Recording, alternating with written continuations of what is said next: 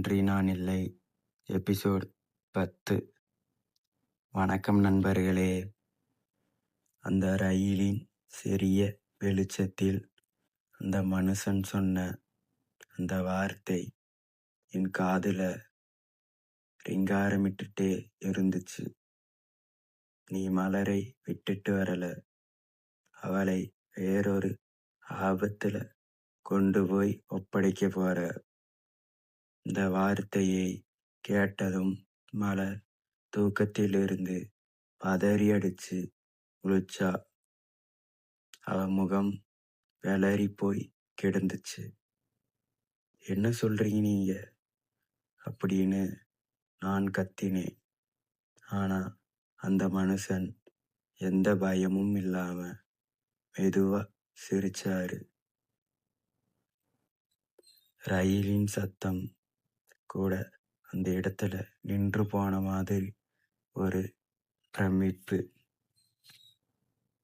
அவர் தன் முகத்தை மூடியிருந்த அந்த தொப்பையும்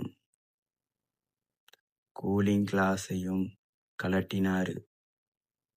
அவர் முகத்தை பார்த்ததும் நான் அதிர்ச்சியில உறைஞ்சு போயிட்டேன். அவர் வேற யாரும் இல்ல, மலரோட அப்பாவுக்கு மிக நெருக்கமான ஒருத்தர். அவங்க குடும்பத்தோட வழக்கறிஞர். விஜய், நீ என்ன நினைச்சிட்டு இருக்க? உன்னை மலர் காதலிக்கிறதா நினைக்கிறியா? இல்லவே இல்லை. அவ உன்னை ஒரு கருவியா மட்டும்தான் பயன்படுத்தி இருக்கா அப்படின்னு அவர் சொன்னதை என்னால நம்பவே முடியல. மலர் உடனே கதறி அழுதா. இல்லை விஜய், அது பொய், நம்பாதீங்க அப்படின்னு சொல்றா.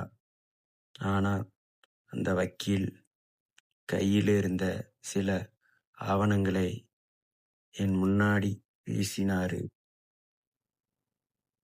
அந்த பேப்பரை எடுத்து பார்த்தா என் காலடியிலிருந்து பூமி அப்படியே நின்ற மாதிரி ஒரு அதிர்ச்சி. அது மலரின் சொத்து மற்றும் சொத்து தகராறு சம்பந்தமான ஆவணங்கள். மலரின் அப்பா அவளை ஒரு மிகப்பெரிய வழக்கில் சிக்க வைக்க திட்டமிட்டிருந்தாரு. அதிலிருந்து தப்பிக்கதான் அவள் என்னை காதலிப்பது போல நடித்து இந்த வீட்டை விட்டு தப்பிக்க என்ன ஒரு கேடாயமாக பயன்படுத்தியிருக்கிறாள். அந்த உண்மையை என் கண்களாலேயே பார்த்தேன். நான் வரைந்த ஓவியத்தில் இருந்து சோகம் உண்மைதான். ஆனா அது என் காதல் தோல்விக்காக இல்லை, ஏமாற்றப்பட போறேன்ற முன்னறிவிப்பு போல அது இருந்திருக்கு. என் உடம்பு கோபத்துல நடுங்குச்சு. இவ்வளவு நாள் நான் பட்ட கஷ்டம், ஓவியங்களை வித்தது, உயிரை பணயம் வச்சு அவளை மீட்டு வந்தது எல்லாமே ஒரு நாடகமா? நான் மலரை பார்த்தேன். அவ என்னைய பார்க்க கூட தைரியம் இல்லாம தரையை பார்த்தபடி அழுதுட்டு இருந்தா. மலர், ஒரு வார்த்தை உண்மையை சொல்லு, இது எல்லாமே பொய்யா? என்னை ஏமாத்துனியா அப்படின்னு நான் கேட்டபோது அவளால பதிலே சொல்ல முடியல. அவளோட மௌனமே அது உண்மைதான் எனக்கு சொல்லுச்சு. அடுத்த ஸ்டேஷன் வந்ததும் அந்த வக்கீல் போலீஸை கூட்டிட்டு வந்துட்டான். விஜய், இவளை உடனே போலீஸ்ல ஒப்படைக்கணும்.